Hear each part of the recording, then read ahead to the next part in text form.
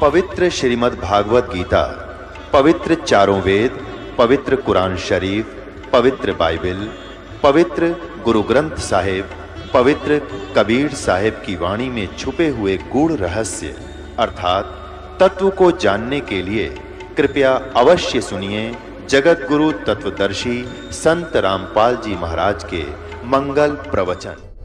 सत साहिब दर्शकों, जरा सोचिए, जब कोई व्यक्ति न केवल खुद साधना करे बल्कि दूसरों को भी भक्ति का मार्ग दिखाए, हजारों लोगों को दीक्षा दे, लेकिन जब खुद के जीवन में दुख, दर्द और बीमारी का पहाड़ टूटे, तब उसे पता चले कि जो साधना मैं कर रहा हूं वो कुछ भी नहीं है, तो वह क्या करे।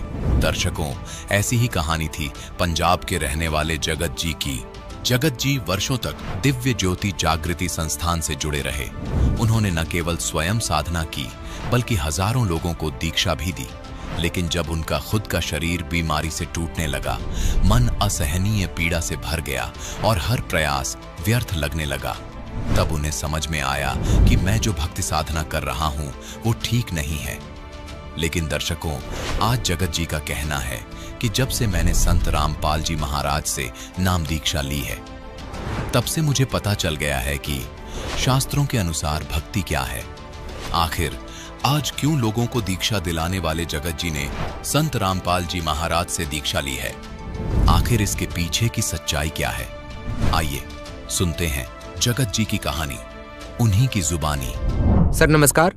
सत साहिब जी। सर क्या नाम है आपका?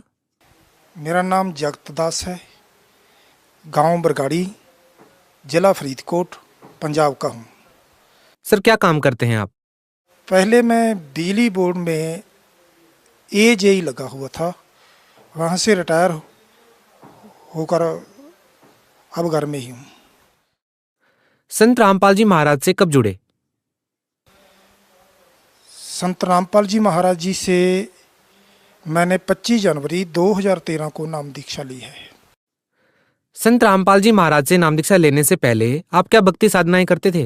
1 जनवरी 1996 को मैंने दिव्य ज्योति जागृति संस्थान से नाम दीक्षा ली और वहाँ से ही मैंने जनवरी 1997 में प्रचार करना शुरू कर दिया और अक्टूबर 1997 में मुझे महाराज आशुतोष जी ने आगे नाम दीक्षा देने की अनुमति दे दी और ऐसे चलते चलते मैंने 2003 में अपनी नौकरी छोड़ दी और आश्रम में समर्पित हो गया। वहाँ प्रचार भी करता था, वहाँ सत्संग करता था और नाम दीक्षा भी देता था।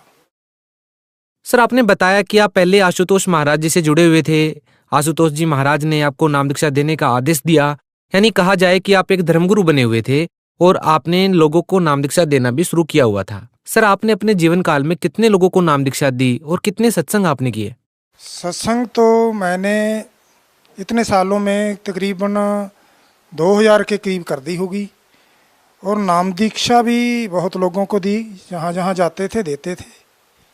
सर आप खुद एक धर्मगुरु थे, खुद आप एक संत थे, खुद नाम दीक्षा देते थे, तो फिर संत रामपाल जी महाराज की शरण में आप क्यों आए और क्यों आपने संत रामपाल जी महाराज को अपना गुरु बनाया?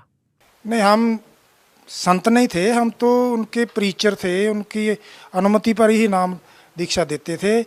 इस पीरियड में मैं बहुत ध्यान साधना करता था, जिसके ज़्यादा बैठने के कारण मेरे पेट के नीचे हिस्से में दर्द हो गया और उसके बारे में मैंने बहुत दवाई ली, एक्सरे कराई, स्कैनिंग कराई, बहुत डॉक्टरों के पास गया, आशुतोष जी से भी विनती की, मगर वो ठीक नहीं हुई। इस कारण मैं फिर सत्संग कम करने लगा और घर में चला गया, वहाँ इलाज भी कराता रहा। एक दिन क्या हुआ कि एक सिख आदमी आया, उसने मुझे रामपाल महाराज जी की एक बुक दी। उस बुक को पढ़ने के बाद मैं रामपाल महाराज जी के सतलोक आश्रम में गया और वहाँ से नाम दीक्षा ले ली। देखिए, आशुतोष महाराज ने आपको नाम दीक्षा देने की आज्ञा दी, आप खुद नाम दीक्षा देते थे, तो फिर आपको उन मंत्रों का लाभ क्यों नहीं मिला? क्यों आपको बीमारियों ने घेरा है? ये बात पहले तो हमें समझ में नहीं आई। जब हम किसी परिचर साथी से जहाँ महाराज जी से पूछते थे तो कहते थे ये आपके कर्म है, ये तो भोगने पड़ेंगे। और जब मुझे किताब मिली संत रामपाल जी महाराज की, उसको पढ़ा तो फिर मुझे पता चला कि हम तो जो भक्ति कर रहे हैं ये नीचे स्तर की भक्ति है। ब्रह्म तक की बात करते थे वो। हम ग्रंथ को भी पढ़ते थे तो उसमें पार ब्रह्म, पूर्ण ब्रह्म की बात आती थी। उसके बारे में मुझे ज्ञान पहले नहीं था। जब मैंने ज्ञान गंगा पुस्तक पढ़ी तो उसमें पता चला कि ब्रह्म एक नहीं है, जो तीन रंजन ब्रह्म है, परब्रह्म है और एक पूर्ण ब्रह्म है। तब मेरे अंदर ऐसी जिज्ञासा उठी कि मुझे भी पूर्ण ब्रह्म का ज्ञान होना चाहिए। और जिस दिन मैं किताब पढ़ ली तो मैं सारी रात रोता रहा कि संसार के सुख भी छोड़ दिए, नौकरी छोड़ दी, और आगे मुझे पूर्ण ब्रह्म परमेश्वर का ज्ञान अभी तक मिला नहीं। पता नहीं मेरा जीवन ऐसे बर्बाद हो जाएगा। फिर मैं अगले ही दिन संत रामपाल जी महाराज जी के पास सतलोक आश्रम में पहुंचा। वहां जाकर नाम दीक्षा ली। सर, लाखों लोग दिव्य ज्योति संस्थान से जुड़े हैं, आशुतोष जी महाराज को फॉलो करते हैं। आपने खुद बताया कि आप भी आशुतोष जी महाराज को फॉलो करते थे, आप नाम दीक्षा देते थे खुद। आप उन लोगों को क्या कहना चाहेंगे जो लोग दिव्य ज्योति संस्थान से जुड़े हुए हैं और वो लोग ये सोच करके नाम दीक्षा लिए हुए हैं कि उनको मोक्ष का मार्ग मिल गया है? आप दिव्य ज्योति संस्थान में खुद एक गुरु के पद पर रहे हैं, आप उस भक्ति से सेटिस्फाई नहीं हैं क्योंकि आप तो खुद नाम दीक्षा देते थे उन लोगों को। सर, हमारा सवाल आपसे ये है कि आखिर वो लोग क्यों नहीं समझ रहे हैं, या फिर आपको कोई गलतफहमी हुई है? क्या कहना चाहेंगे? आज संसार में देखा जाए तो जो भी जहाँ भी जाता है उसको ही बड़ा मान रहा है, उसके आगे जानने की कोई कोशिश नहीं कर रहा है। उनको समझाएंगे, बताएंगे तो भी जल्दी से वो छोड़ने को तैयार नहीं है। मैं उन मेरे भाइयों को बेनती करूंगा कि वो संत रामपाल जी महाराज के सत्संग प्रवचन जो चैनल पर आते हैं वो सुने, निष्पक्ष होकर सुने, और उनके द्वारा रचित धार्मिक पुस्तक है ज्ञान गंगा, उनको पढ़ें। एक बार, दो बार, तीन बार पढ़ें और पढ़ने के बाद मेरी तरह निर्णय लें कि आपने ब्रह्म तक की भक्ति करनी है या पूर्ण ब्रह्म परमेश्वर के पास जाकर सदा के लिए मोक्ष कराना है। पढ़ने के बाद, ज्ञान को जानने के बाद संत रामपाल जी महाराज की शरण में आकर इस ज्ञान को प्राप्त करें। सर, बड़ी विचित्र बात है कि इतना बड़ा पंथ दिव्य ज्योति संस्थान वो लोगों को ऐसी भक्ति बता रहा है जो पूर्ण नहीं है, और एक तरफ संत रामपाल जी महाराज हैं जिन्होंने कुछ ही साल में सतलोक आश्रम में एक अद्भुत भक्ति साधना प्रदान करनी शुरू की है, लोगों को दुखों से निजात भी दिला रहे हैं। सर, लोग कैसे समझेंगे कि संत रामपाल जी महाराज पूर्ण संत हैं? क्योंकि संत रामपाल जी महाराज की वेशभूषा को देखकर तो बिल्कुल ऐसा नहीं लगता कि वो पूर्ण संत हैं। जैसे कि दिव्य ज्योति संस्थान में उनके जो परिचर हैं आशुतोष जी महाराज जी जो थे, उनकी जैसी वेशभूषा थी, उनको देखकर लगता था कि वो संत हैं। लेकिन संत रामपाल जी महाराज की भक्ति विधि आप लोग बता रहे हैं कि सही है, लेकिन उनको देखकर ये नहीं लगता कि वो एक संत हैं। क्या कहना चाहेंगे? वेशभूषा का होना एक संत को प्रमाणित करता है या नहीं? क्या पूर्ण संत को प्रभाषित करने के लिए क्या विशेष वेशभूषा का होना जरूरी है? महापुरुष कहते हैं, वेश पेश मत भूलिए, पूछ लीजिए ज्ञान। संत की पहचान वेश से नहीं होती, वेशभूषा तो कोई भी बना सकता है। संत की पहचान उसके ज्ञान से होती है। इसलिए ये संत रामपाल जी महाराज जी की पहचान करनी है तो उसकी पहचान ज्ञान से हो गई। जो उनका ज्ञान है, वो उनके ज्ञान की जो विधि है, जो तरीका है, वो हमारे चारों वेदों के अनुसार है, श्रीमद् भगवत गीता के अनुसार है, बाकी धर्म ग्रंथों के अनुसार है। जो संत हमारे धर्म ग्रंथों में लिखी हुई विधि विधान के मुताबिक, विधान के अनुसार पूरा ज्ञान देता है, वह संत है। कोई वेशभूषा संत नहीं है, कोई चोला संत नहीं है, कोई उनका रहन सहन संत नहीं है। संत की पहचान उनके ज्ञान से होती है। सर, आप खुद दिव्य ज्योति संस्थान में परिचर रहे हैं, आपको इतनी सारी बीमारियों ने घेरा, आपने आशुतोष जी महाराज से पर्सनली जाकर के मुलाकात की, दुखों के बारे में आपने बताया, फिर भी आपको निजात नहीं मिली। संत रामपाल जी महाराज से नाम दीक्षा लेने के बाद क्या आपको उन दुखों से निजात मिल गई, छुटकारा मिल गया? मेरा जो पेट दर्द था, मुझे नहीं पता था कि गुरु जी से प्रार्थना करनी है। संत रामपाल जी महाराज जी से प्रार्थना करनी है। मुझे नहीं पता था, मैंने नहीं की। और जब मैं बाहर आया तो मुझे एक लिखा मिला शंका समाधान। वहाँ आया तो वहाँ आकर मैंने बताया कि मेरे पेट दर्द है।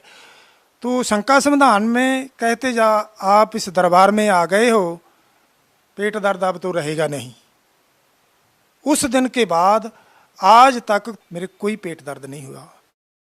संत रामपाल जी महाराज से नाम दीक्षा लेने के बाद आपको और क्या लाभ मिले?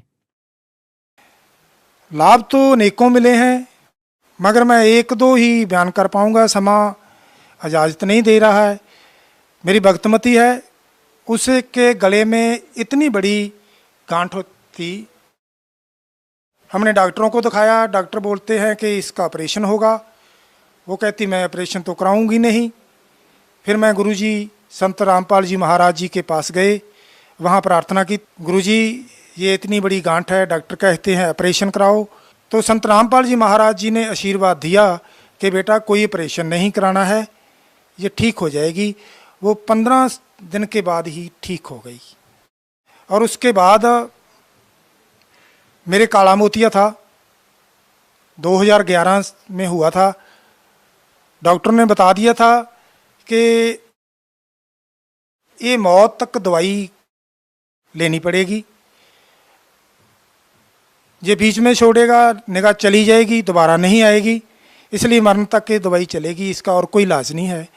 मैंने संत रामपाल जी महाराज से प्रार्थना की, गुरुजी मुझे काला मोतिया है।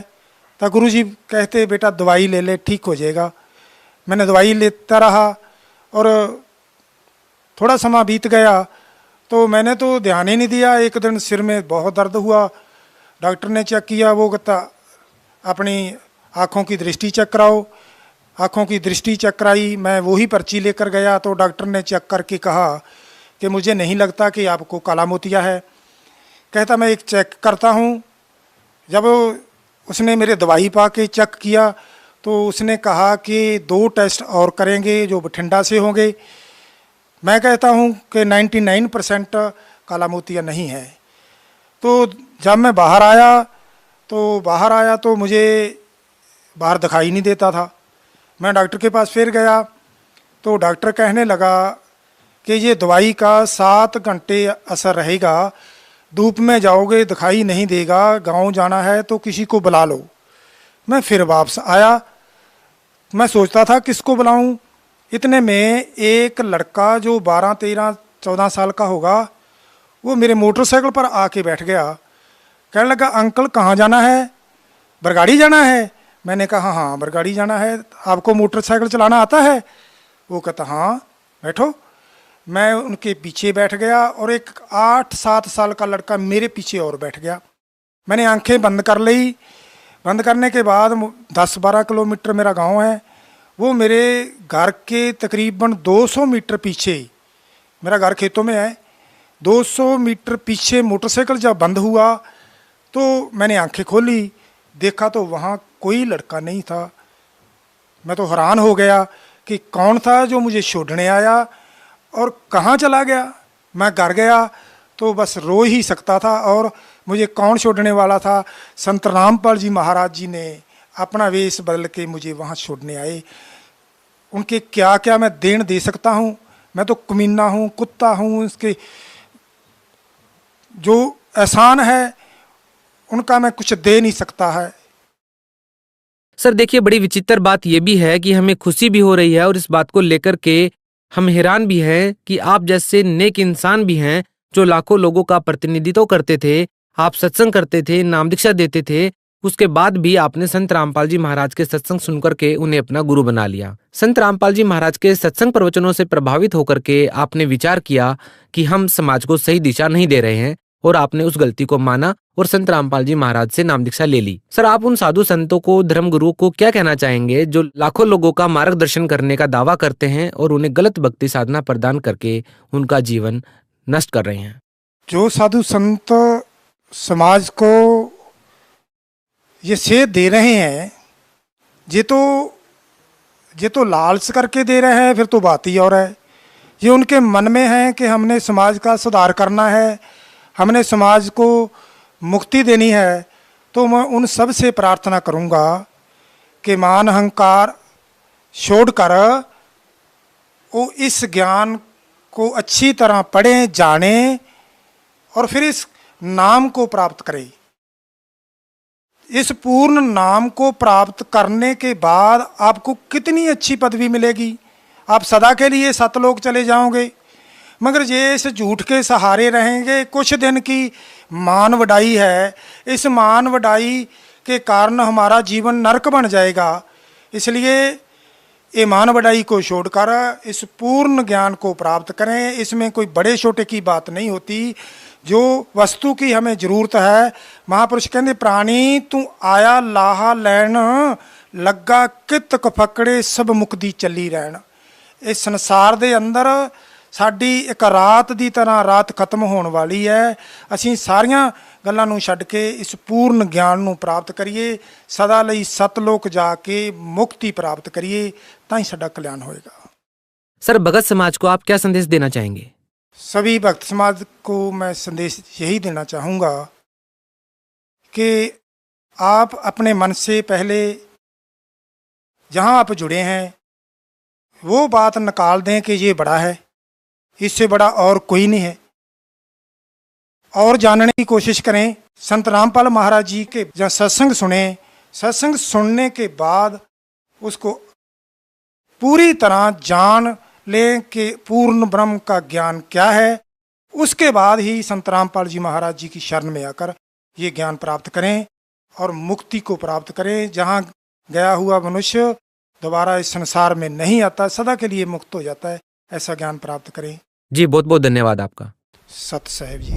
दर्शकों, अभी आपने सुने संत रामपाल जी महाराज से दीक्षा प्राप्त करके सुखी हुए भक्त के अनुभव।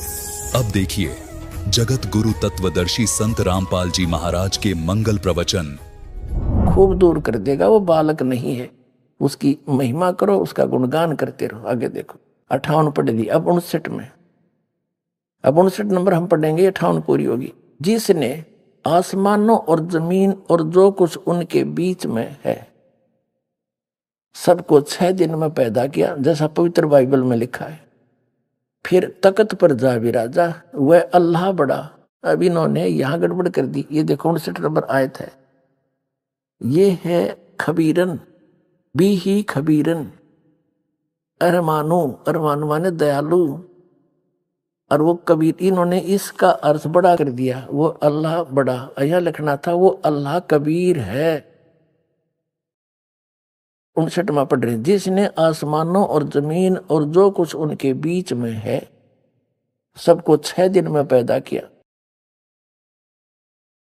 फिर तख्त पर जा विराजा, वह अल्लाह कबीर, ये लिखना था। दयालु है, रहमान है, तो उसकी खबर, उस कबीर नामक अल्लाह की जानकारी किसी बाखबर यानी तत्वदर्शी संत इल्म वाले से पूछ देखो। इन दोनों पवित्र सदग्रंथों ने रल मिलकर क्या सिद्ध कर दिया कि परमात्मा मनुष्य दृश्य है। पवित्र बाइबल में कहा है कि भगवान ने अपने रूप जैसे ही मनुष्यों को नर नारी करके उत्पन्न किया और 6 दिन में सृष्टि रची, 7वें दिन विश्राम किया। तो कुरान शरीफ ने भी यह सिद्ध कर दिया, उसका नाम बता दिया कि वो अल्लाह कबीर है और वो ही सब दुखों को दूर करने वाला, सबका पाप नाशक, वो अविनाशी परमात्मा है। कुरान शरीफ का ज्ञानदाता अपनी स्पष्ट कर रहा है कि उसके बारे में तो जानता नहीं। उसकी जानकारी, कबीर नामक अल्लाह की जानकारी किसी बाखबर से पूछो, तत्वदर्शी संत के पास जाओ। तो इससे सिद्ध है कि कुरान शरीफ का ज्ञान भी इनकम्प्लीट है।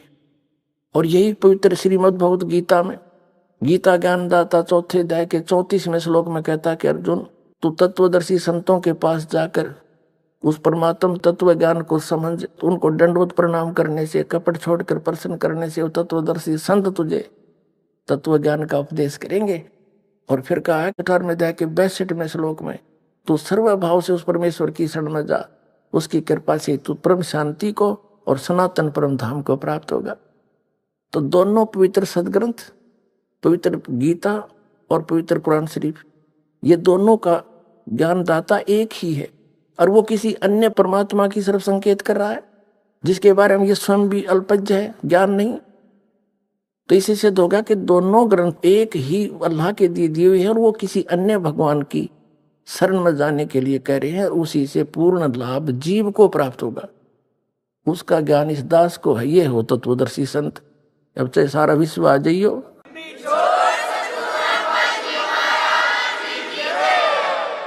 अब क्या है, जैसे पवित्र बाइबल में ये स्पष्ट हो गया कि परमात्मा ने किसी भी प्राणी को मांस खाने का आदेश नहीं दे रखा। पवित्र बाइबल में आगे कहीं मांस खाने का यदि कोई प्रावधान है तो उस अल्लाह का नहीं है, वो किसी अन्य इस काल का आदेश हो सकता है, इसके फरिश्तों का हो सकता है, लेकिन वो हमें मान्य नहीं। और उसको अगर हमने मान लिया उनके इस भगवान के छोड़कर अन्य का आदेश, तो ऐसी दशा होगी हमारी जैसे एक थानेदार दरोगा का एसएचओ का मित्र कोई व्यक्ति था, उसके साथ कोई पड़ोसी ने झगड़ा कर दिया और उसने अपने मित्र दरोगा से कहा कि मेरा पड़ोसी साथ के मकान वाला मुझे परेशान करता है, मैं क्या करूं, कुछ इलाज करो। एसएचओ ने कहा कि तू मार उसका लठ, माप देख लूंगा। एसएचओ अधिकारी के कहने से उसके साथी ने पड़ोसी के साथ झगड़ा ठान लिया और उसका लठ मारा, सिर में लागते मर गया। अब वही एसएचओ वहां का प्रभारी था, उसको पकड़ के लाया अपने मित्र को और उसको सजाए मौत होगी। क्यों? क्योंकि राजा का विधान है कि जो किसी की मृत्यु करेगा, हत्या करेगा, उसको फांसी की सजा होगी, मौत की सजा मौत होगी। तो उस व्यक्ति ने एक अधिकारी के कहने से राजा का संविधान तोड़ दिया, उल्लंघन कर दिया, जिसके कारण उसने सजाए मौत प्राप्त की, दंडित हुआ। तो इसी प्रकार यदि हम उस अल्लाह की जो पूर्ण परमात्मा जिसने सारी सृष्टि रची और 6 दिन में सृष्टि रच कर सतलोक में जा बैठा, तख्त पर विराजमान हुआ, उसने जो आदेश दिया है उसका उल्लंघन हम किसी अन्य फरिश्ते या किसी देव के कहने से, पितर के कहने से, और हम उसका विधान तोड़ देंगे, मांस खा लेंगे, तो हम दंडित होंगे। तो इसी गलती हम नहीं करेंगे। इति सिद्धम। अब इसमें क्या बताया है? अब यहां तक तो परमात्मा 6 दिन में सृष्टि रचकर 7 दिन में तख्त पर जा बैठा, इन दोनों पवित्र सदग्रंथों के आधार से। अब क्या है कि ज्ञान वही है, लेकिन हम समझ नहीं पाए। अब इसमें आगे क्या लिखा है कि फिर इस काल ने बागडोर संभाल ली, एक आदम नाम का व्यक्ति उत्पन्न किया, फिर उसकी पत्नी हव्वा बनाई, उन दोनों को एक वाटिका में छोड़ दिया और उनको हिदायत दे दी कि इस वाटिका के बीचों बीच जो फल लगे हैं पेड़ों के, इनको ना खाना, नहीं तुम मर जाओगे। तो वो वहां रहने लगे। कहते भगवान ने ये अन्य जीव जंतु भी उत्पन्न कर दिए इस काल ने, फिर जैसे भी। तो उनमें कहते सर्प बड़ा धूर्त था, उसने उन आदम और हव्वा से कहा कि तुम ये बीच वाले पेड़ों के फल क्यों नहीं खा रहे हो। और वो नंगे फिरे थे, उनको कोई अपने तन की सोधी नहीं थी, उनको इतना अचेत सा बना रखा था। तो उन्होंने सर्प से कहा कि हमारे को भगवान ने मना किया है कि इसको खाओगे तो मर जाओगे। सर्प बोला ऐसा नहीं है, अल्लाह तुम्हें झूठ बहका रहा है, इसके खाने से तुम्हें भले बुरे का ज्ञान हो जाएगा, इसलिए मना कर दिया, कहीं तुम इसको खाकर और अल्लाह के जैसा ज्ञान ना हो जाए तुम्हें, वो तुम्हें मूर्ख बनाकर रखना चाहता है। तो उस औरत ने फल तोड़ दिया, आप भी खा लिया, अपने पति से भी खवा दिया। तो उन्होंने चेतना होगी, उनका नशा सा उतर गया, उन्होंने देखा तुम नंगे हो, तो उन्होंने वहां अंजीर के पत्ते चौड़े चौड़े होकर उनका एक लंगोट बना लिया, आपस ने अपने गुप्तांग ढक लिए। कहते हैं शाम के समय भगवान, पवित्र बाइबल का बता रहा हूं, इट इज ड्यूटो कॉपी, आपको एक सिंपल लैंग्वेज में। शाम के समय भगवान वाटिका में टहलने के लिए आया और वो दोनों आवाज सुनकर छुप गए। भगवान ने आवाज लगाई कि आदम हवा तुम कहाँ हो। उन्होंने कहा कि हम नंगे हैं आपको देखकर हमें शर्म आ रही है, हम छुप गए हैं।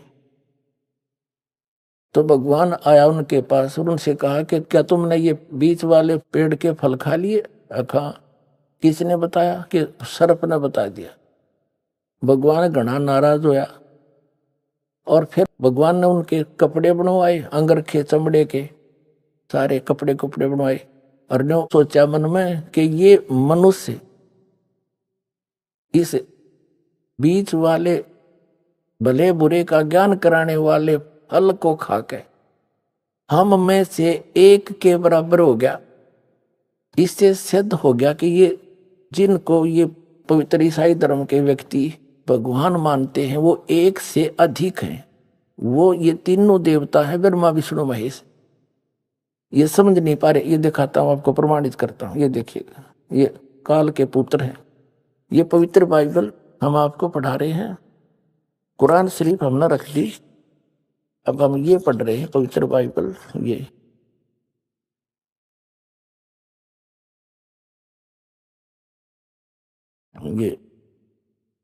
पवित्र बाइबल संपूर्ण जीवन अध्ययन बाइबल, प्रबंधक संपादक डेविड स्टुअर्ट, अंग्रेजी प्रधान संपादक Donald C Stamps, MA MD, संयुक्त समाज, ऐसे सारा तुम पढ़ लो अच्छी तरह, USA से छपा है। इसके हम यहाँ तक पढ़ लिया हमने उत्पत्ति का, हमने उत्पत्ति के यहाँ तक पढ़ लिया। फिर सांझ हुई, फिर भोर हुआ, इस प्रकार 6वां दिन हो गया। फिर 7वें दिन परमेश्वर ने जो काम करता था उससे 7वें दिन विश्राम किया, और अपने किए हुए काम से उसने 7वें दिन विश्राम किया। यानी 7वें दिन आपने ये भी पढ़ लिया पवित्र कुरान शरीफ में, तख्त पर जा बैठा। ठीक है। इसके बाद ये देखो, अब हम 8 पृष्ठ पर आगे उत्पत्ति ग्रंथ के, इसमें 7 नंबर, योहा परमेश्वर ने पूर्व की ओर अदन में एक वाटिका लगाई और वह आदम को जिसे उसने रचाता रख दिया। और योहा परमेश्वर ने भूमि के सब भांति के वृक्ष जो देखने में मनोहर और उनके फल खाने में अच्छे हैं उगाए, और वाटिका के बीच में जीवन के वृक्ष को और भले बुरे के ज्ञान के वृक्ष को लगाया। ठीक। तब योहा परमेश्वर ने आदम को लेकर अदन की वाटिका में रखा, वह उसमें काम करे और उसकी रक्षा करे। ठीक है। योहा परमेश्वर ने आदम को आज्ञा दी कि तू वाटिका के सब वृक्षों का फल बिना खटके खा सकता है, भले बुरे के ज्ञान का जो वृक्ष है इसका फल तू कभी नहीं खाना, क्योंकि जिस दिन तू ये फल खाएगा उसी दिन अवश्य मर जाएगा। अब ये 8 पृष्ठ पढ़ रहे हैं हम, 18 नंबर। आदम का अकेला रहना अच्छा नहीं है, मैं इसलिए इसका एक सहायक बनाऊंगा।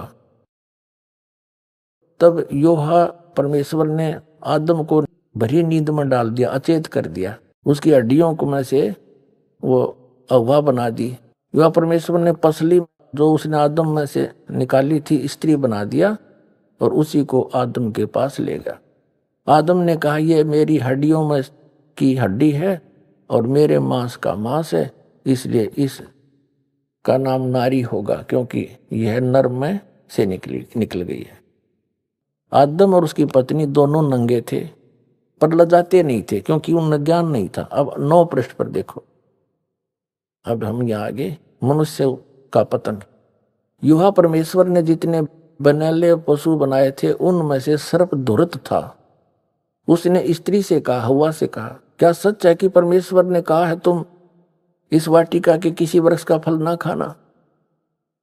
स्त्री ने सर्प से कहा कि इस वाटिका के वृक्ष के फल हम खा सकते हैं, पर जो वृक्ष वाटिका के बीच में है इसके फल के विषय में परमेश्वर ने कहा है, न तो तुम इसको खाना और न इसको छूना, नहीं तो मर जाओगे। सर्प ने स्त्री से कहा, तुम निश्चय नहीं मरोगे, झूठ नहीं मरोगे, तुम खाओ इसको। वरन परमेश्वर आप जानता है कि जिस दिन तुम उसका फल खाओगे उसी दिन तुम्हारी आंखें खुल जाएंगी और तुम भले बुरे का ज्ञान पाकर परमेश्वर के तुल्य हो जाओगे। अतः जब स्त्री ने देखा कि उस वृक्ष का फल खाने के लिए अच्छा है, देखने में मन भावु है, बुद्धि देने के लिए चाहने योग्य भी है, तब उसने उसे तोड़कर खाया और अपने पति को भी उसने खिलाया। तब उन दोनों की आंखें खुल गई। उनको मालूम हुआ कि वे नंगे हैं, इसलिए उन्होंने अंजीर के पत्ते तोड़कर लंगोट बना लिए। ये यूहा परमेश्वर जो दिन के ठंडे समय वाटिका में फिरता था बता, निराकार फिर फरेगा क्यों करे वाटिका में, फॉर्मलेस बतावे। अरे परमात्मा कहते मोती मुक्ता दर्शत नाही, यो जग है सब अंदरे, दिखत के तो नैन चश्म इनका फेरा मोतिया बंदरे। यूहा परमेश्वर जो दिन के ठंडे समय वाटिका में फिरता था का शब्द उनको सुनाई दिया। तब आदम और उसकी पत्नी वाटिका के वृक्षों के बीच में यूहा परमेश्वर से छिप गए। तब यूहा परमेश्वर ने पुकार कर आदम से पूछा, तू कहाँ है? उसने कहा, मैं तेरा शब्द बारी में सुनकर डर गया, क्योंकि मैं नंगा था इसलिए छिप गया। उसने कहा, किसने तुम्हें बताया तू नंगा है? कति अज्ञानी, तेरे को किसने बता दिया तू नंगा है? देखो भगवान कह रहे हैं, जिस वृक्ष का फल खाने को मैंने तुझे मना किया था, क्या तूने उसका फल खा लिया है? आदम ने कहा, जिस स्त्री को तूने मेरे संग रहने को दिया है, उसी ने उस वृक्ष का फल मुझे दिया और मैंने खाया। तब यूहा परमेश्वर ने स्त्री से कहा कि तूने ये क्या किया? स्त्री ने कहा कि सर्प ने मुझे बहका दिया, तब मैंने खाया। अब डरते कहें बेचारे।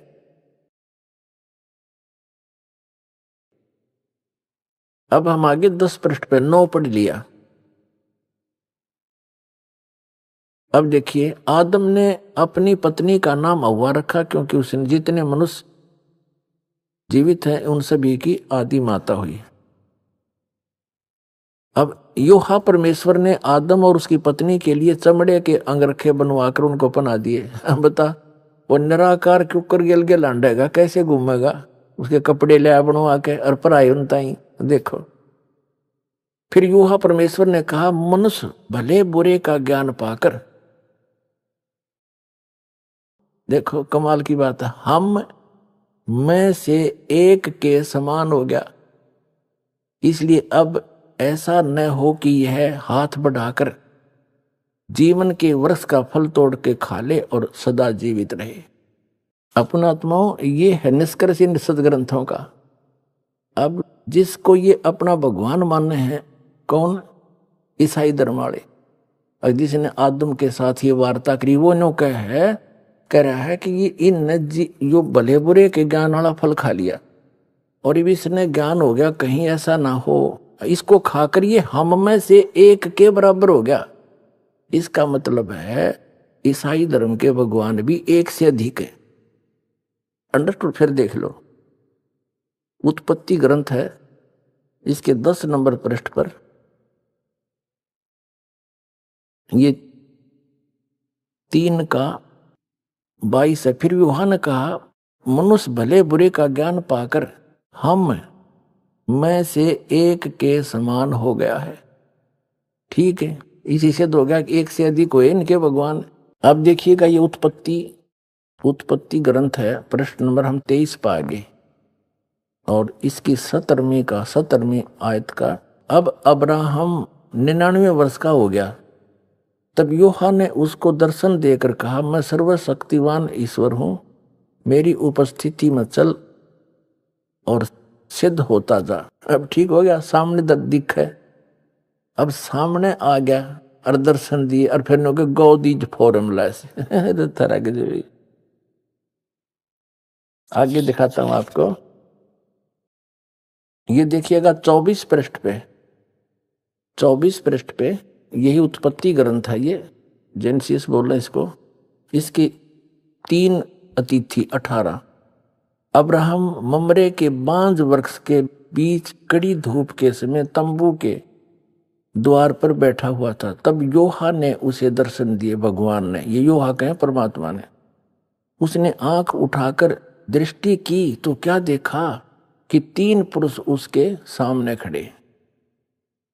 ये तीनों ब्रह्मा विष्णु महेश अन्य रूप धार के वहां खड़े हो गए आके। देखो, जब उसने उन्हें देखा तब उनसे भेंट करने के लिए तंबू के द्वार से दौड़ा और भूमि पर गिरकर दंडवत की और कहने लगा, हे प्रभु, यदि मुझ पर तेरी अनुग्रह की दृष्टि है तो मैं विनती करता हूं कि अपने दास के पास से चले ना जाना।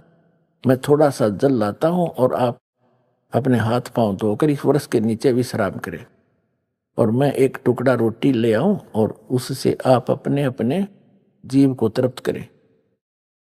तब उसके पश्चात आगे बढ़ें, क्योंकि आप अपने दास के पास इसलिए पधारे।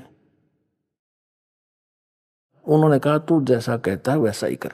ठीक है। अब ये 3 हो गए और साकार हो गए।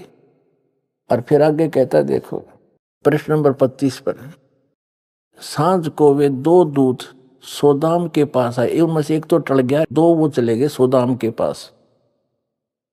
और लूत सदोम के फाटक के पास बैठा था। उनको देखकर वो उनसे भेंट करने के लिए उठा और मुंह के बल झुककर दंडवत कर रहा। हे मेरे प्रभु, अपने दास के घर में पधारिए और रात भर विश्राम कीजिए। बिना खमीर की रोटियां बनाकर उनको खिलाई। अपने आत्माओं, ये है सच्चाई। और ये तत्वदर्शी संत के बिना, कहते हैं, गुरु बिन काहू न पाया ज्ञान, जो थोथा भूस छड़े मूड किसाना। गुरु बिन वेद पढ़े जो प्राणी, समझे न सार रहे अज्ञानी। अब आपने पवित्र कबीर सागर देख लिया, पवित्र बाइबल, पवित्र कुरान शरीफ स्पष्ट कर रहे हैं परमात्मा सह शरीर है, नर आकार है और उसका नाम कबीर है। अब पवित्र वेदों में और आपको प्रमाणित करते हैं। इन वेदों के विद्वान माने जाने वाले जितने भी ऋषि महर्षि हुए हैं, आचार्य शंकराचार्य हुए हैं, या ये जितने कबीर पंथी नकली, ये सभी नो के परमात्मा निराकार। और वेदों को सतमानीय, वेदों को आधार मान के ज्ञान देते और भगवान को निराकार बताते। एक महर्षि दयानंद आर्य समाज प्रवर्तक ने वर्तमान में इन वेदों का ठेका ले रखा था कि जो ज्ञान महर्षि दयानंद को है विश्व में किसी को नहीं, ये वेदों के सही ज्ञाता है। और महर्षि दयानंद वेदों का कख भी पता नहीं था, वो निराकार बताओ भगवान को। और वेद क्या करें, इन्हीं के अनुयायियों के। और महर्षि दयानंद का क्या अनुवाद है तुम बताओ। इन अंग्रेजा की यह समझ में ना आई, तुम कह क्या रहे और वेद क्या बता रहे हैं। अगर ये दास अनुवाद करता तो ये आगे नहीं आने देते। जो कहे अनुवाद रामपाल के जाने संस्कृत ने उठ पटांग कर रखी है। और इन अंग्रेजों द्वारा, इन इंजीनियरों द्वारा करा रखा अनुवाद परमात्मा ने इनके कर कमलों से।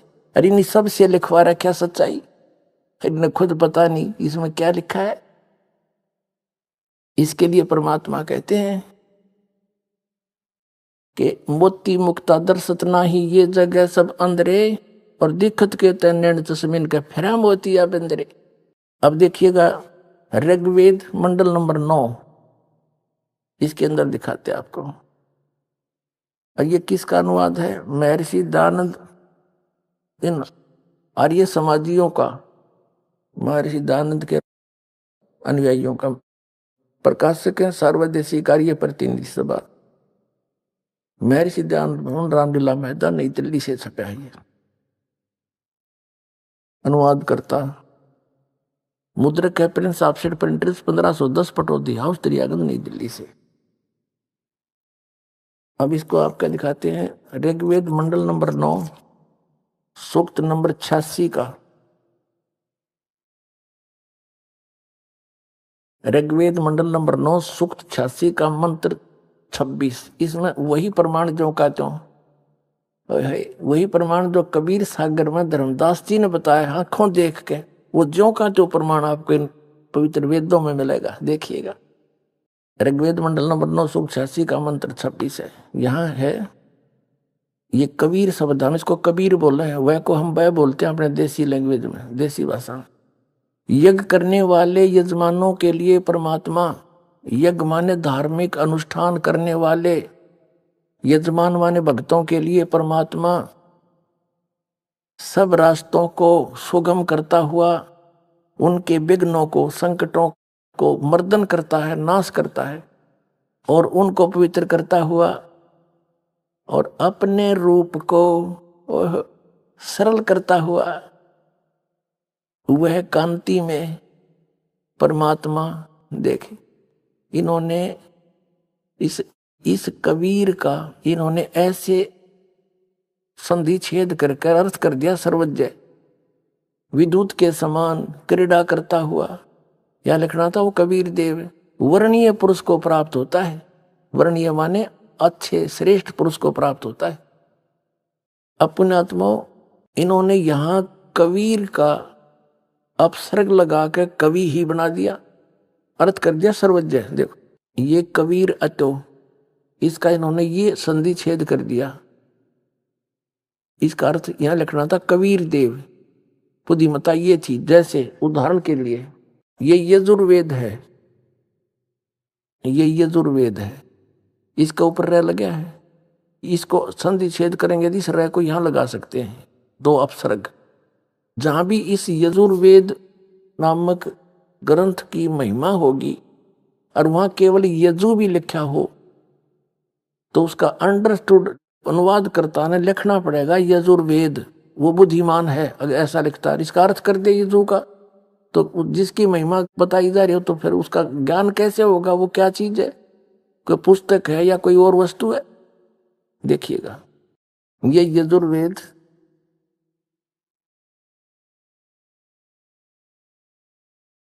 ये प्रकाशक हैं सार्वदेशिक कार्य प्रतिनिधि सभा 2/5 महर्षि दानंद भवन रामलीला मैदान नई दिल्ली से। इसके अनुवाद करता महर्षि दानंद सरस्वती आर्य समाज प्रवर्तक। मुद्रक के Prince offset printers 1510 Pataudi house Daryaganj नई दिल्ली से। इसके 36वें अध्याय में एक यजु शब्द है, यजुर्वेद की महिमा है। यू है 63वां अध्याय 36वां अध्याय। इसका प्रथम ही मंत्र है, इसमें लिखा रेचम वाचम परपदे मनो यजु यजुहु परपदे। यहां देखो इसका अनुवाद यहां किया महर्षि दानंद ने। यहां लिखा कि ये यजु का अर्थ इसने यजुर्वेद करना पड़ा, ओनली यजु लिखा मूल पाठ में, तो बिल्कुल ठीक किया। और यहां अगर कर देता इसका अर्थ तो कैसे पता लगता है महिमा यजुर्वेद की है किसी और की। तो ऐसे ही समझो पुण्यात्माओं, जहां पर परमात्मा की महिमा चल रही है, उसकी महिमा गाई जा रही है, और वहां ये कवि शब्द है तो कबीर देव लिखना पड़ेगा। और जहां पर कोई कविता के बारे में है तो वो अंडरस्टूड है काव्यकार, उसका अलग अर्थ किया जा सकता। सर्वज्ञ तो हो ही नहीं सकता, कवि कोई सर्वज्ञ हुआ आज तक, इन मारा के सट्टे। अब आपको दिखाते हैं हम फिर ये ऋग्वेद पर आगे यजुर्वेद रख दिया। अब हम यहां आगे ऋग्वेद मंडल नंबर 9 सूक्त 86 का ये मंत्र 26 है, हम फिर पढ़ने इसका। कहते हैं यज्ञ करने वाले यजमानों, यानी साधना करने वाले साधकों, भक्ति करने वाले भक्तों के लिए परमात्मा सब रास्तों को सुगम करता हुआ उनके विघ्नों को, संकटों को मर्दन करता है और उनको पवित्र करता हुआ और अपने रूप को सरल करता हुआ वह कांतिमान यानी तेजोमय शरीर युक्त परमात्मा कबीर देव। यहां लिखना चाहिए हमने कबीर देव, बस हम कबीर साहब बोल रहे हैं, ये कबीर देव लिख दें, ये व्याकरण के ज्ञाता कबीर देव लिख देते, हम उसको कबीर देव बोला। हाँ, कबीर देव माने परमेश्वर, कबीर साहब कह दें, भाषा भिन्न है, बाकी उसी महिमा की, उसी परमात्मा की महिमा चारों वेद बता रहे हैं। कबीर साहब ने कहा था धर्मदास ये चारों वेद मेरी ही महिमा का गुणगान करते हैं। वेद मेरा भेद है, मैं ना मिलूं वेदन के माही, और जौन वेद से मैं मिलूं ये वेद जानते नहीं। ये चारों वेद मेरी ही महिमा बता रहे हैं, लेकिन इन वेदों में वर्णित विधि से मेरी प्राप्ति नहीं, क्योंकि यजुर्वेद अध्याय नंबर 40 के मंत्र नंबर 10 से लेकर 13 तक स्पष्ट कर दिया है कि उस परमात्मा की सही जानकारी तो तत्वदर्शी संत बताओगे, उन तो पूछ ले। ये वेद ज्ञान दाता भी वही है जो गीता ज्ञान दाता है, और वही कुरान शरीफ ज्ञान दाता है। तो ये कहता है कि उनसे पूछो। तो यहाँ पर जो परमात्मा कहते हैं कि जो वेदों में ज्ञान है वो तो मेरे बारे में है, लेकिन मेरे पाने की विधि को ना, क्योंकि ये वेदों में केवल एक ओम मंत्र है। यजुर्वेद अध्याय नंबर 40 के और मंत्र नंबर 15 में कहा कि ओम कर्तु समर कल्वे समर कर्तुम समर, मुझ ब्रह्म का ओम नाम है। 40 में जाके फिर 17वें श्लोक में कहा कि वो परमात्मा तो प्रोक्ष है, गुप्त है, और मुझ ब्रह्म का ओम नाम है। तो वेदों से इन ऋषियों ने ज्ञान तो था नहीं, तत्वदर्शी संत मिला नहीं, ओम नाम को पूर्ण परमात्मा का मान कर रगड़ा लाना शुरू कर दिया। ये तो काल का जाप है ब्रह्म का, इसे जन्म मरण छूटे नहीं, तो वो परमात्मा नहीं मिल सकता इन वेदों में वर्णित विधि से। तो कबीर साहब कहते हैं कि वेद मेरा भेद है, मैं ना मिलूं वेदन के माही, अर्जुन वेद से मैं मिलूं। ये वेद जानते नहीं, वो कौन सा वेद है? श्रीमद् भगवत गीता अध्याय नंबर 4 के श्लोक नंबर 32 में कहा कि अर्जुन, जो सच्चिदानंद घन ब्रह्म ने यानी परम अक्षर ब्रह्म ने अपने मुख से स्वयं आकर के ज्ञान बोला है, वो तत्व ज्ञान है, और उसको मैं नहीं जानता। चौथे अध्याय के 34वें श्लोक में कहा कि उस तत्व ज्ञान को तू तत्वदर्शी संतों के पास जाकर समझ, उनको दंडोत प्रणाम करने से, कपट छोड़कर उसकी सेवा करने से तत्वदर्शी संत तुझे उस परमात्मा का उपदेश करेंगे, परम तत्व का। तो इसलिए कहते हैं गुरु बिन काहुन पाया ज्ञाना, जो थो था भूसड़े मूड किसाना। गुरु बिन वेद पढ़े जो प्राणी, समझ अनुसार रहे अज्ञानी। ये सारे अज्ञानी थे, अभी तक वेद भी पढ़े थे।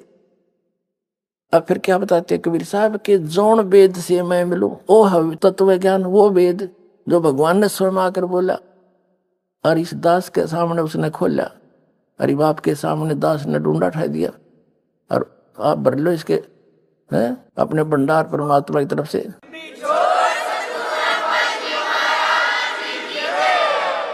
तो यहाँ कहते हैं कबीर साहब कहते हैं वेद मेरा भेद है। तो ये प्रकट हो रहा है कि कबीर है वो परमात्मा जो अपने रूप को सरल करके हल्का तेज पुंज का बना के, जैसे आप जी ने कबीर सागर में देखा, धर्मदास जी ने जब नीचे से कबीर साहब आए हुए थे जिंदा महात्मा के रूप में, एक सिंपल मैन जैसा बॉडी। अभी आपने सुने संत रामपाल जी महाराज के मंगल प्रवचन। आइए अब सुनते हैं संत रामपाल जी महाराज से नाम दीक्षा लेकर सतभक्ति करके अद्भुत लाभ प्राप्त करने वाले अनुयायी के विचार। दर्शकों, मनुष्य अपने जीवन में तमाम भक्ति साधनाएं करता है, लेकिन फिर भी वह बुराइयों को छोड़ नहीं पाता। इसका मुख्य कारण यह है कि उसे सच्चे गुरु की शरण प्राप्त नहीं होती। दर्शकों, ऐसी ही कहानी थी अलवर राजस्थान के रहने वाले राम अवतार मीणा जी की। राम अवतार जी अनेकों परेशानियों से जूझ रहे थे। इन्हें नशे की लत थी, जिससे ये शारीरिक रूप से भी बीमार रहते थे और मानसिक रूप से भी पीड़ित रहते थे। राम अवतार जी की पत्नी को गंभीर नेत्र रोग था और प्रेत बाधा भी थी। इसको ठीक करवाने के लिए इन्होंने तमाम उपाय किए, लेकिन फिर भी इन्हें कोई राहत नहीं मिली। दर्शकों, आज राम अवतार जी का कहना है कि मेरी जिंदगी तब बदली जब मुझे संत रामपाल जी महाराज की शरण मिली। दर्शकों, आखिर राम अवतार जी ऐसा क्यों कह रहे हैं? आखिर राम अवतार जी ने अपनी सभी भक्ति साधनाओं को त्याग कर संत रामपाल जी महाराज द्वारा बताई गई भक्ति साधना को क्यों अपनाया, और क्या उस भक्ति साधना को अपनाने के बाद इनकी सभी परेशानियां दूर हो गईं? आइए जानते हैं इसके पीछे की सच्चाई क्या है। सुनते हैं राम अवतार जी की कहानी उन्हीं की जुबानी। सर नमस्कार। राम राम जी। क्या नाम है जी आपका? राम अवतार मीणा। राम अवतार जी कहाँ से आए आप? वैसे मैं रहने वाला अलवर जिले से हूँ, ग्राम दलालपुरा, राजगढ़ तहसील है। क्या करते हैं जी आप? मैं राजस्थान पुलिस में कांस्टेबल के पद पर हूँ जी। सर, संत रामपाल जी महाराज जी से नाम दीक्षा लेने से पहले आप क्या भक्ति साधना करते थे? संत रामपाल जी महाराज से नाम दीक्षा लेने से पूर्व जो अपने घरेलू जो भी साधनाएं थी, जैसे पीर की पूजा और वगैरह वगैरह, यही करते थे और कुछ नहीं करते थे, विशेष कुछ नहीं थी। सर, जब आप भक्ति साधना कर रहे थे, पूजाएं कर रहे थे, तो फिर संत रामपाल जी महाराज जी से नाम दीक्षा क्यों ली? इसके पीछे कारण है जी, जैसे कि मेरे तकलीफ थी, सुई सी चुभन होती थी मेरे शरीर में, किसी ने मेरे मूठ दुआ दी थी, तो उसके प्रति मेरे को हमारे यहाँ हवलदार जी थे, उन्होंने मेरे से पहले संत रामपाल जी महाराज से नाम दीक्षा ले रखी थी, उन्होंने कहा था तू वहाँ चला जा संत रामपाल जी महाराज के पास आश्रम में, उनसे नाम दीक्षा ले लो, उसके बाद आपकी तकलीफ ठीक हो जाएगी। कर मेरे बच्चे को भी नक्सूरी आती थी, वो वहाँ जाने के बाद ठीक हो गई थी। कब नाम लिया था आपने? 2013 में। फिर उसके बाद मैं यहाँ से चला गया उनके साथ ही, और मैं नशा करता था, बीड़ी पीता था, शराब पीता था, मांस भी खाता था, सब कुछ करता था। इतना नीच प्राणी था मैं, दूसरे जीव की हत्या करवा के भी खा जाता था।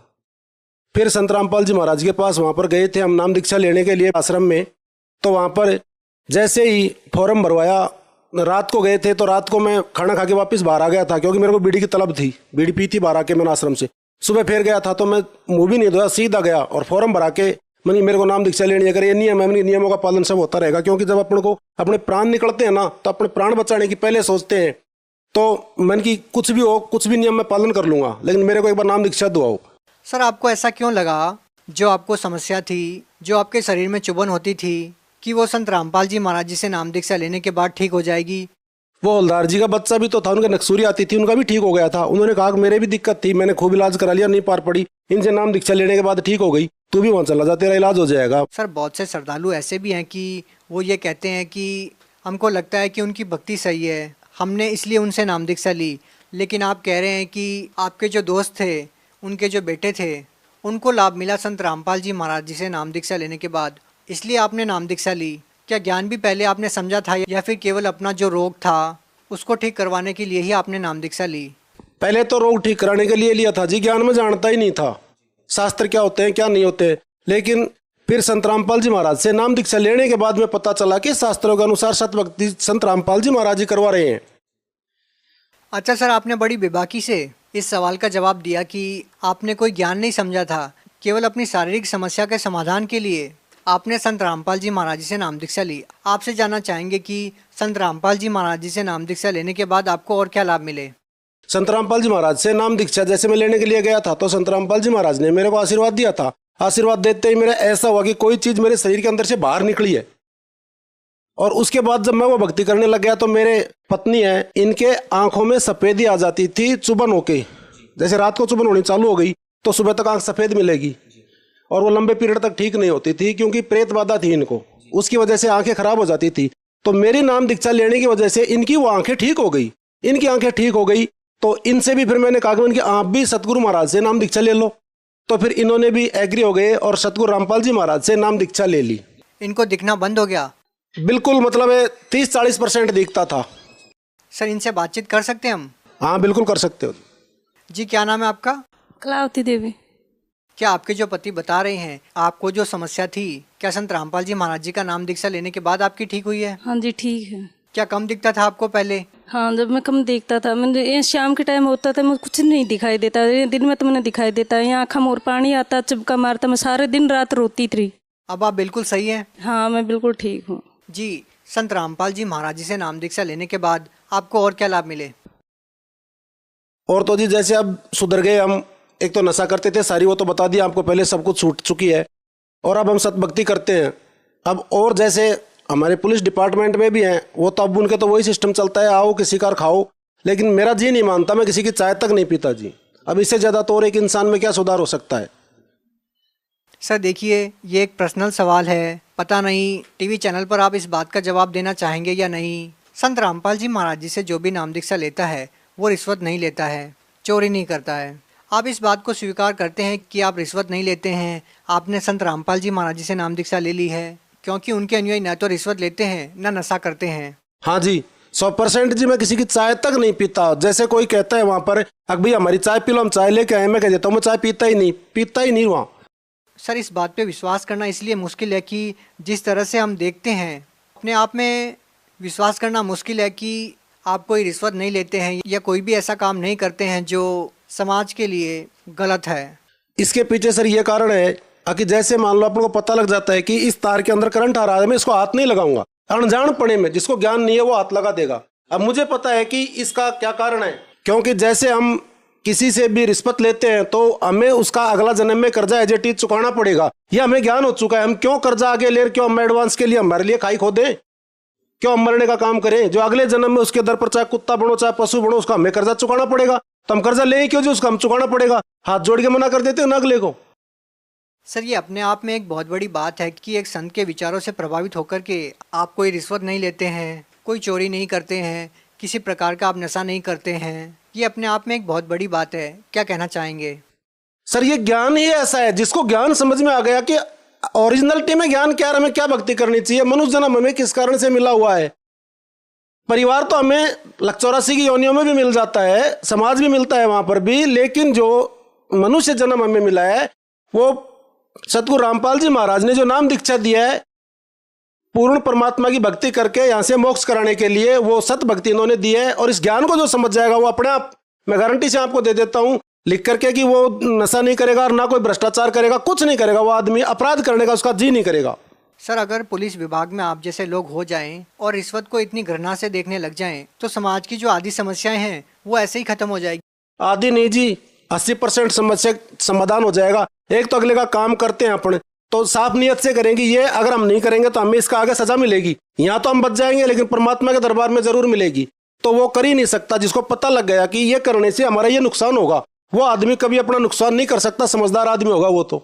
और मूर्ख का कोई इलाज भी नहीं है जी। सर, और क्या लाभ मिले हैं संत रामपाल जी महाराज जी से नाम दीक्षा लेने के बाद? अभी आपको मेरी पत्नी को दिखाया था, एक बार उनको जैसे जुकाम हो गया था, जुकाम की दवा दवाई थी, दवा इनको रिएक्शन कर गई थी। दवा रिएक्शन करने पर इनके क्या है कि पूरे शरीर में सूजन आ गई थी, मोटापन, सूजन आ गई थी। सूजन के कारण से 3 दिन बाद में हमें पता चला था ओरिजिनलिटी में सूजन ज़्यादा आ गई थी तब, और दवा भी खत्म हो गई थी।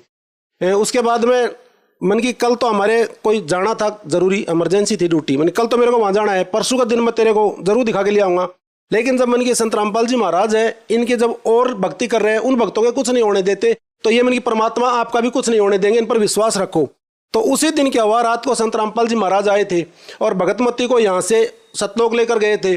वहाँ पर 2 नर्सें थी, तो उन 2 नर्सों को परमात्मा ने ऐसे कर दिया कि भैया आप इसको ले जाओ। और फिर परमात्मा खुद आए थे, इनसे पूछा कि आपको क्या तकलीफ है? कर मेरे यहाँ पर तकलीफ है। तो मेरी पत्नी ने बताया था उनको, वैसे ही जैसे परमात्मा ने हाथ लगाया यहाँ, तो इनको ऐसे महसूस हुआ अंदर जैसे किसी चीज़ को अपन कैंची से काटते हैं। और उसके बाद में परमात्मा पूछा सतगुरु रामपाल जी महाराज ने कि अब बेटा दर्द कैसा है? इन्होंने कहा ठीक है। तो उन्होंने ऐसे हाथ फेरा था, तो उनको ऐसे महसूस हुआ अंदर ही अंदर जैसे अपन पट्टा बांधते हैं किसी चीज़ को, ऐसे महसूस हुआ था। और फिर वहाँ से उठा के इनको बाहर ले आए थे। वहाँ एक लंबा चौड़ा तख्त था, उस पर संत रामपाल जी महाराज सफ़ेद धोती में और सफ़ेद कुर्ते में, और ऊपर वो जो इनोला वाला ये पार्टी वाले बांधते ना, पगड़ी छोड़ते तुर्रा वाली वो, और पीछे भी छोड़ते, वो पगड़ी बांधे हुए बैठे थे तख्त पर आराम से। और उन्होंने कहा कि बेटा अब तेरा दर्द कैसा है? करे अब गुरुजी मेरा दर्द ठीक है। फिर उन्होंने 2 तो उठाई थी रोटी, और 1 साबुत नींबू का अचार की वो उठाया था, और 1 मिर्च उठाई थी साबती, और 4 चीज इसको डाल के इसको दे दी। कहा कि बेटे इसको और खा के देख ले एक बारी, तू तेरा दर्द होता है कि नहीं होता है। तो इसने वो खा लिया। उसके बाद इसने बताया परमात्मा मेरे दर्द नहीं है। तो इसने देखा था कि वहां पर एक साइड अपन जितनी भी नजर जाती है उतना ऊपर तक रोटियों का जैसे पहाड़ लगा हुआ हो, ऐसे रोटियां ही रोटियां हैं, उनका कोई अंत पाव ही नहीं है, कितनी रोटियां कितनी नहीं है। और जहां तक नजर जाए, जहां तक वो साबुत मिर्च का अचार ही अचार, एक साइड वो नींबू का अचार ही अचार, और वहां पर सब कुछ सफेद है, स्वयं उसमें से प्रकाश निकल रहा है। ये मेरी पत्नी ने बताया था। इनको परमात्मा ऐसे लेके गए थे, वापिस इनको छोड़ा था। उसके बाद इनकी वो तकलीफ ठीक हो गई थी। सर, भगत समाज को क्या संदेश देना चाहेंगे? संदेश देने की तो देखो जी औकात नहीं अपनी, तो अपन तो परमात्मा के एक बच्चे हैं।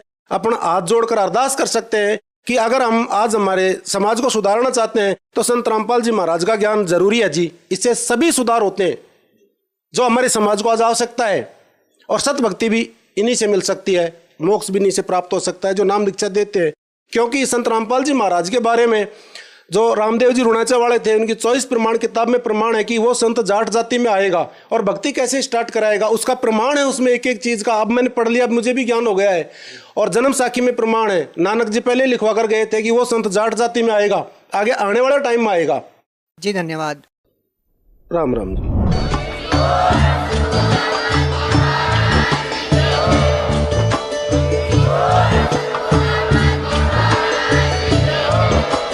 आप सुन रहे थे जगत गुरु तत्वदर्शी संत रामपाल जी महाराज जी के मंगल प्रवचन। अधिक जानकारी के लिए विजिट कीजिए हमारी वेबसाइट www.jagatgururampalji.org। संत रामपाल जी महाराज जी के शुभ आशीर्वाद से पूरे विश्व भर में 500 से भी ज्यादा नाम दीक्षा केंद्र हैं, जिन पर संत रामपाल जी महाराज जी द्वारा ऑनलाइन निशुल्क नाम दीक्षा दी जा रही है। अपने नजदीकी नाम दीक्षा केंद्र का पता करने के लिए संपर्क करें 8222880541।